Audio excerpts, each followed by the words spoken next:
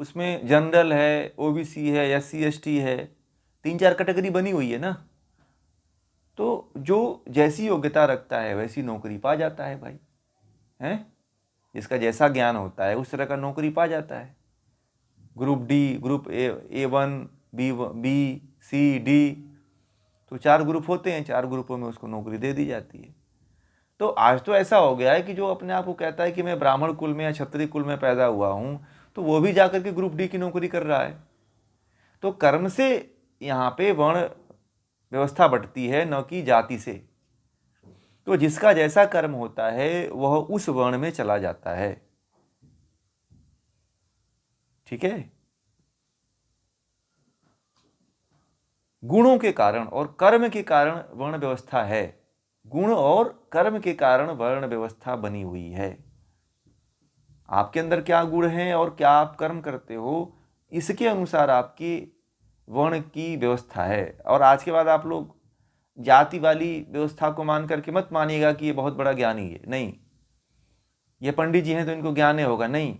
वो तो अपने दादा परदादा का टाइटल लगा रहे हैं, उनके अंदर कोई गुण नहीं है। दादा परदादा की टाइटल लगाने से आपको, आपके अंदर वो गुण नहीं आ सकता है। ठीक है, आपके कर्म है ही नहीं है। आप अंडा बेच रहे हो ठेला लगा करके और कह रहे हो कि हम ब्राह्मण हैं, तो थोड़ी आप ब्राह्मण कह जाओगे। आप कर्म कर रहे हो बेचने, अंडा बेचने वाले का, तो वो तो ताम शूद्र कैटेगरी में आ गया ना वो। कई लोगों मैंने देखा वो कहते हैं कि क्षत्रिय, मैं देख रहा हूँ मुर्गा काटते हैं, मुर्गा का वो जाली में भर के 10 मुर्गों को रख करके और मुर्गा काटते हैं। तो क्या है, कौन सा गुण है ये? तो शूद्र का गुण है ना ये। तो आप कर्म कर रहे हो, जो व्यक्ति अपने कर्म और गुण कर्म स्वभाव से जैसा कर्म करता है वो उस कैटेगरी में चला जाता है, वही उसकी जाति है, वही उसका वर्ण हो जाता है। ठीक, तो वर्ण यहां पे आप जी नहीं पता है, उनको पता ही नहीं है उनको। तो वो तो मैं बताया ना आपको, अपने बाबा, अपने पूर्वजों के किए हुए कर्मों पे वो लोग राज कर रहे हैं। उनका कर्म नहीं है उनके पास। ठीक है, उनके पूर्वजों ने जो कर्म कर दिया उसी पे अहंकार में वो चूर है कि हमारे पूर्वज ब्राह्मण थे, उनको ये ज्ञान, वेदों का ज्ञान था। अरे आपको क्या ज्ञान है भाई? आप तो पढ़े ही नहीं, न संध्या करते हो, न पूजा पाठ करते हो, केवल जो है 2 नंबर का काम कर रहे हो, तो थोड़ी ब्राह्मण कह जाओगे। आपने समाज का में आपका कोई विशेष योगदान है। कोई एक आध निकल जाते हैं लोग, ऐसी बात नहीं है, बहुत अच्छे लोग निकलते हैं, परंतु कुछ लोग जो अपने आप को बड़ा जो अहंकारी दिखाते हैं वो लोग तो यही हैं। ठीक है, आज समाज इतना बिखरता थोड़ी, यदि इस तरह का वर्ण व्यवस्था होती तो। समाज में वर्ण व्यवस्था अगर सही तरीके से चलती तो थोड़ी इतना भारत देश पिछड़ता और लोग इतने पिछड़ते। बहुत आगे होता देश आज। जो ऋषि, ये ऋषियों की परंपरा थी भाई। गुरुकुलों में जैसे ही लड़का जाता था, गुरुकुलों में आचार्य जो हुआ करते थे उसको उसके गुण कर्म स्वभाव के अनुसार उसको उस तरह की शिक्षा देते थे, और वहीं पे तय हो जाता था कि यह ब्राह्मण कुल में जाएगा, यह क्षत्रिय हो जाएगा, और एक यह शूद्र हो जाएगा। एक नीच कुल में पैदा हुआ भी बच्चा यदि गुरुकुल में जाता था तो उसके गुण कर्म स्वभाव से उसका वर्ण व्यवस्था तय हो जाता था। ठीक है, कि ये क्षत्रिय बनेगा, यह वैश्य बनेगा, क्योंकि इसके अंदर गुण व्यापार का है, इसके अंदर सेवा का गुण है, तो यह शूद्र बन जाएगा। तो इस तरह से गुरुकुलों में यह तय हो जाता था। कोई जाति थोड़ी होती थी कि फलाना हम जाति के हैं, फलाना हम इसके हैं। कोई जाति नहीं हुआ करती थी। जाति तो ये मुश्किल से 2000 सालों का एक खेल है पूरा ये, कि हम फलाना जाति में हैं, हम इस जाति में पैदा हुए हैं, तो हम इनसे ऊंचे हैं, हम इनसे बड़े हैं, हम इनसे छोटे हैं। ये तो 1000-2000 सालों का पूरा खेल है ये जाति का। अंग्रेजों के काल से और बढ़ गई जी।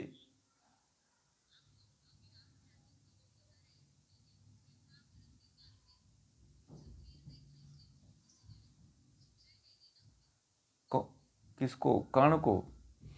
क्षत्रिय? वो द्रोण नहीं, नहीं, द्रोणाचार्य क्या थे? राजसिक, एक राज के राज में एक कर्मचारी थे। उनका खुद अपना गुरुकुल थोड़ी था। वो तो पांडवों के राजसिक जो है गुरु थे। ठीक है, पांडवों के राजसिक गुरु थे ना वो, तो कैसे शिक्षा देंगे वो। जैसे मान लीजिए कि आपने कोई टीचर नियुक्त कर रखा है, ठीक है, आप उसे महीने का पैसा दे रहे हो, ठीक, आप उसे नौकरी पर रख रखे हो और उसे महीने का पैसा दे रहे हो, और आप वो कोई दूसरा व्यक्ति आकर के कहे कि मुझे पढ़ाओ, तो वो पढ़ाएंगे आप, बताइए, या आप आदेश कहोगे पढ़ाने के लिए उसको, ये बताओ। द्रोणाचार्य से लेकर के कृपाचार्य, ये लोग जो है हस्तिनापुर के नमक खाते थे, ये कर्मचारी थे वहां के, पैसे लेते थे ये लोग, मुद्राएं लेते थे, और ये इनका कोई अपना कुछ थोड़ी था, इनका अस्तित्व थोड़ी था इनका, ये लोग तो राजसिक आचार्य थे ये लोग। द्रोणाचार्य बड़े गरीब थे, तो उनको शरण दिया गया था, हस्तिनापुर के भीष्म पितामह ने उनको शरण दिया था कि आप हमारे राज्य में चलो, हमारे राज्य में रहो, हमारे बच्चों को पढ़ाना आप, ठीक है। तो उनको उसका मानदेय मिलता था, धन मिलता था उनको। तो राजसिक जो गुरु, मान लीजिए आप ही इस समय कोई टीचर नियुक्त कर रहे हो, तो आपके बच्चे को पढ़ा रहा है, आप पैसा दे रहे हो, और दूसरा बच्चा आके कहे कि तुम मुझे पढ़ा दो, तो कोई पढ़ाएगा, बताओ। आप कहोगे कि तुम पढ़ाओ, इसमें मेरे ही पैसे में इसको भी पढ़ाओ, बोलो। वैसे ही वहां पे था, ठीक है, वहां पे भी वैसे ही था, जो भाई जिसका जो खाता है उसका गाता है। वैसे भी ज्ञान लेने के लिए कोई एक ही गुरु थोड़ी थे, बहुत गुरु थे, ठीक है।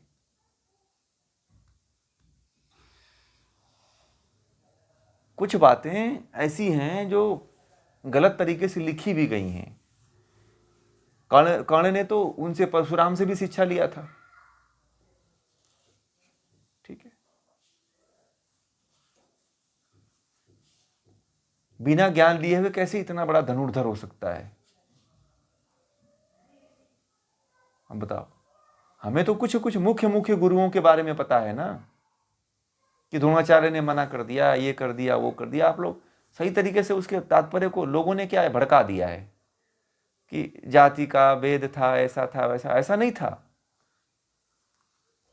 जो राजसिक गुरु होते हैं वास्तव में किसी को नहीं पढ़ाते हैं, वो राजा के ही बस केवल काम आते हैं। आज जैसे आज मान लीजिए कि फैमिली डॉक्टर हैं कि नहीं है, आप ही लोगों के फैमिली डॉक्टर हैं, फैमिली गुरु हैं, फैमिली आचार्य हैं, है ना, है कि नहीं है। तो वो उन्हीं पे काम करते हैं। तो उस समय तो राजा था भाई, उस समय तो और ये सब थी जी।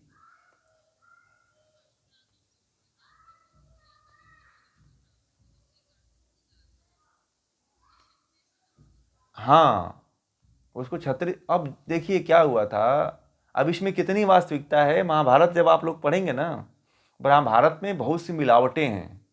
आप लोग अभी मूल रामायण महाभारत नहीं पढ़े हो। ये जो बातें जो लिखी गई हैं वो महाभारत में बाद में जोड़ी गई हैं, ठीक है। महाभारत को इसीलिए मैंने आप लोगों को कहा था कि महाभारत आप लोग पढ़िए, ठीक है। मूल महाभारत आप लोगों को बताऊंगा। ये बातें जो आप लोग कह रहे हो ना, ये कहीं नहीं मिलती है। संस्कृत के मूल महाभारत की बात कर रहा हूं मैं। ये टीवी वालों ने दिखा करके बहुत कुछ गड़बड़ कर दिया है, ठीक है। महाभारत के मूल जो संस्कृत, जैसे मैं आप लोगों को यहां पढ़ा रहा हूं, वैसे ही जो संस्कृत मूल है ना, वहां पे जब आप लोग पढ़ोगे तो ये चीज बात आपके सामने उजागर होगी कि क्या सही था क्या गलत था। आप अगर ये मूल रामायण पढ़ोगे तो हनुमान जी के बारे में कभी नहीं कहा जाता है कि वो बंदर है, हनुमान जी की पूंछ थी। वो तो बाद में लोगों ने हाइपर बोल करके जोड़ा है। हनुमान जी राजा के लड़के थे भाई, केसरी नंदन तमिलनाडु के बहुत बड़े राजा थे, किष्किंधा के। और वहां के, अरे क्या नाम है, हाँ पंपा नहीं, वो कौन सा आज भी वहां पे है तमिलनाडु में, वो क्षेत्र है जहां पे केसरी नंदन का राज था। पंपा सरोवर ये सब उधर ही है, सब तमिलनाडु में आज भी है सब वहां पे, है ना। तो आप ही बताओ। हाँ हाँ, है ना, आप गए होंगे शायद, देखिएगा। तो आप ही बताओ, कैसे मान सकते हो कि ये कोई बंदर ऐसे कार्य करेगा? आप जो ये बातें लिखी गई है, भगवान राम को आए हुए 10 लाख साल हो गए। कितने साल हो गए? 10 लाख वर्ष हो गए। अब इतने में 10 लाख का समय होता है कि नहीं होता है?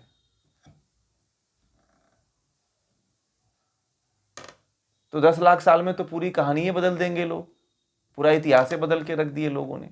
हनुमान जी को बंदर बना दिए कि ये बंदर के अवतार थे।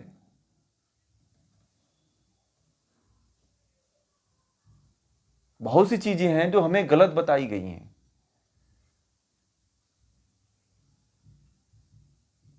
और महाभारत में बहुत सी चीजें मिलावट है, जैसे लिखा गया है उसका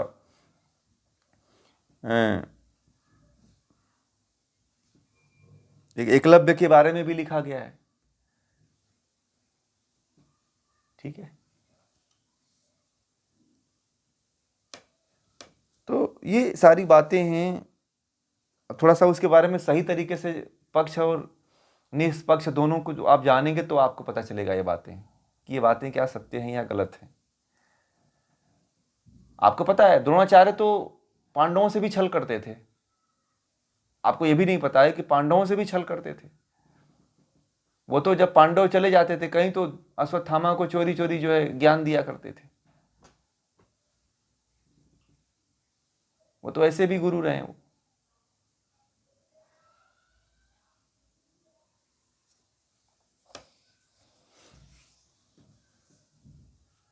अब कितना सत्य है ये, हाँ वही। अब नहीं, अब उसमें ना आप लोगों को ये बातें जो मैं कह रहा हूं ये बातें कही जाती हैं महाभारत में, परंतु क्या ये वास्तविकता है इसमें? अब ये तो पढ़ने के बाद ही पता चलेगा ना। आप लोगों ने मूल रूप से पढ़ा नहीं है ना, सुन रखा है। जब आप लोग पढ़ना तब मानना, ठीक है, कि वास्तव में लिखा है कि नहीं लिखा है। कोई भी चीज कैसे कोई बोल देता है भाई? जब आप मूल ग्रंथ को पढ़ो तब आप उसके बारे में टीका टिप्पणी करो कि हाँ ये बात सही है। अब गीता पढ़ने के बाद आप लोगों को कोई कहे कि गीता में ये लिखा हुआ है, तो आप लोग क्या उसके मुंह पे तबातोड़ जवाब दोगे कि नहीं ऐसा नहीं लिखा, गलत बोल रहा है, झूठ बोल रहा है? बताओ आप लोगों को तो इस श्लोक के अनुसार एक एक चीज बताया गया कि नहीं बताया गया? अब आपसे कोई कहे कि गीता में लिखा हुआ है कि भगवान श्री कृष्ण की पूजा कर लो तो मुक्ति मिल जाएगी, कहीं मिला यहाँ पे? अब रामानंद सागर की गीता आती है तो वो कहते हैं कि शोक न करे मेरी भक्ति में लग जा, मैं ते हर पाप से मुक्ति दूंगा। हैं? तो ये बताओ अब कहाँ इसमें लिखा हुआ है? आप लोगों ने गीता पढ़ा, कहीं लिखा हुआ है? और जो भी बातें गीता के बारे में बताई गई है यहाँ इधर उल्टा सीधा जो आप लोगों ने फेसबुक पे मैसेज में यहाँ वहाँ पढ़ते हो, आपको कहीं मिला इसमें? वैसे ही जब रामायण पढ़ोगे ना आप लोग तो भी तब वहाँ पे आप लोग परिचित हो जाओगे कि क्या वास्तविकता है और क्या हमें पढ़ाई जाती है और क्या हमें सिखाया जाता है, क्या बताया जाता है। आप लोगों को रामायण भी मैं बताऊँ